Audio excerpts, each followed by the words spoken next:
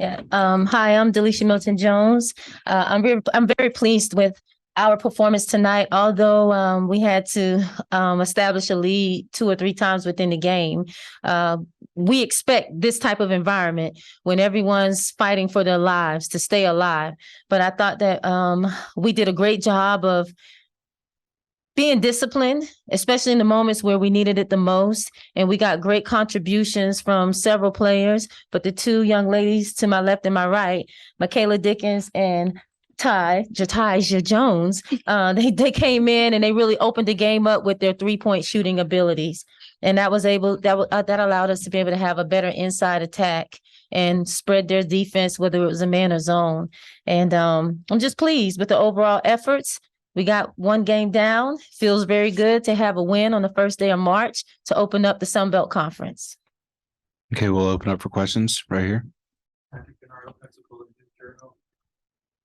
Through various portions of the game, and particularly in the first half, the game was sort of played through the mud, so to speak. You guys committed 10 turnovers in that first half. That was cut down to just one in the second, and you guys were able to also establish that lead with better offense there in the third quarter. What were some of the elements of sort of establishing control of the game? Well, the number one element is taking care of the basketball. When we don't turn the ball over, then I feel like we're a very hard team to have to defend because we have good balance on the outside and the inside, whether it's shooting or attacking the basket or posting up with our big girls. But when we are turning the ball over ill-advised, then we're basically gifting our opponents a free opportunity at a shot. We can't win ball games when we're turning the ball over at a high rate.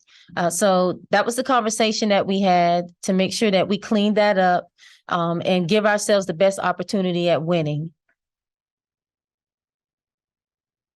Yeah, right here. Harry May, MojiSports.com. Michaela, what happened to you in that 2-minute stretch? 11 points, all 11 points. Yeah. I think for me, the coaches and my teammates have like a lot of confidence in me. I know in the beginning, I think I missed like 3 straight and I was kind of getting in my head about it. But just hearing the positive words from them and knowing that they believe in me to, take each shot or take a shot that's open. I just remember that and I just let it go and went in. So, yeah. I guess questions of both players. It's one, win and survive and lose and the season's over. As seniors, graduate students, you don't want the season to end. No. Talk a little bit about what that means to you to continue to play and win a championship, perhaps. Yeah, Jatasia. Yeah. No, you're okay. For me, like you said, it's my last go round, so it's either give it all or go home. And I choose to give it all because I do not want to go home.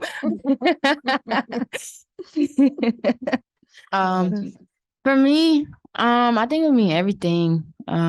Like to be able to say that, it took me 5 years, but I think that feeling is like unimaginable, and like to bring it back to the community of like Norfolk and all of our fans who support us at every home game. I think it would be extremely special for them also. So yeah, I don't want to go home. So yeah. Okay, I got a question from Zoom for all three of you. Did the way the season ended for you guys really light a fire heading into this tournament? Absolutely.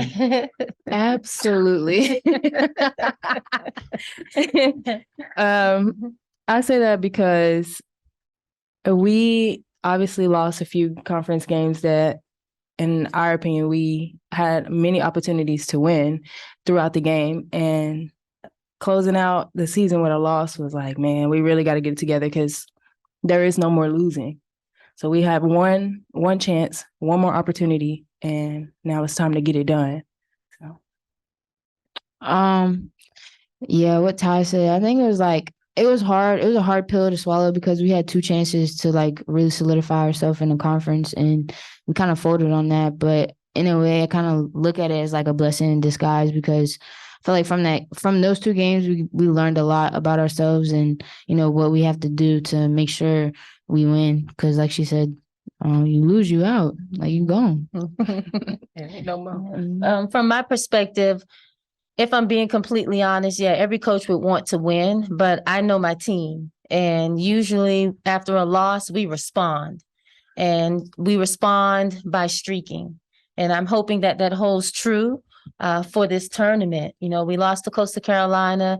Tough environment to play in. You're on a resort, you're by the water. It can almost relax you and take away from your competitive edge. And I think that played a part in our ability to win that game that night. But now that we are here, we're doing a tremendous job of laying all out on the line. When you have 2 fifth-year seniors coming to our program and gifting us with their talents the way that they do, I'm the luckiest coach in the world. And for them to be the individuals that they are, they're not just good basketball players, they're great people too.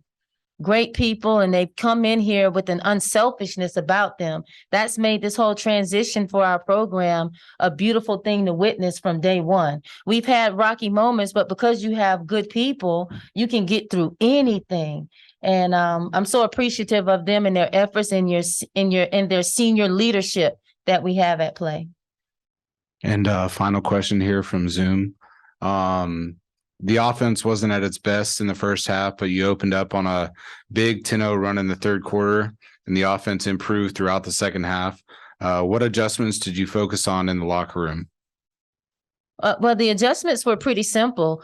Don't beat ourselves and stay true to who we are and what we do. The defense will show us what is the open option. We run our sets and we allow the ball to move, and the ball will find the open player. And I trust my players to make good decisions. I don't ever want to put them in a box and pigeonhole them into certain situations. I want them to have freedom of movement, freedom of thought, and freedom of play. And us fighting for that and sticking to that allows us to play a good brand of basketball.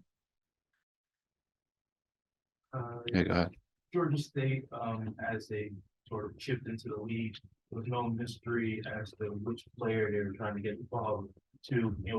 What are some of the challenges of taking on 11, and what are some of the difficulties that she presents? Well, number one, her size. And the beautiful thing about her game is she doesn't shy away from it. She knows how to use it. She plays like a grown woman in there. Yes, she wants to go over her left shoulder, but you're going to have a whale of a time trying to stop her.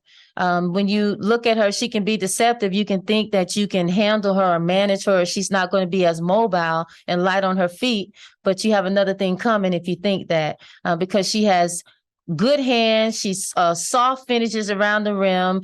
She shot the 3 today and made it. She has 15-foot range. She is a player.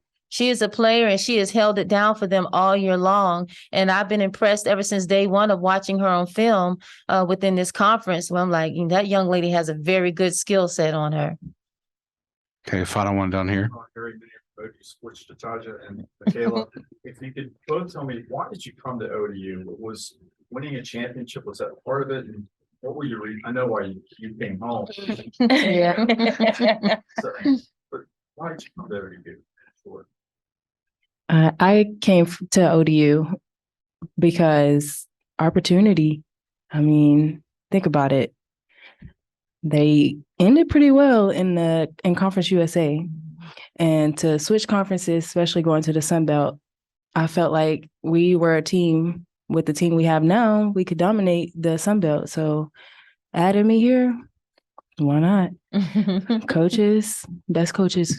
I mean, what other coach has done it all and gave you the opportunity to give what she knows, her knowledge to you, so you can take it and apply it to the game? There's no lose-lose there. I'm gonna cry.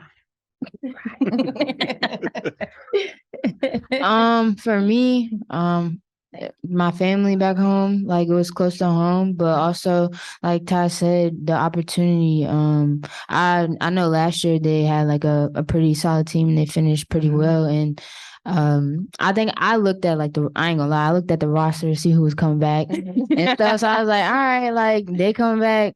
And then putting the pieces together, and then also, having a coach like Coach D. You're not gonna get that at like any typical college. Like even at a Power 5 level, you're not getting that. So just to be around her and the coaching staff and my teammates, it's a good time. So yeah. Definitely never a dull moment. Yeah.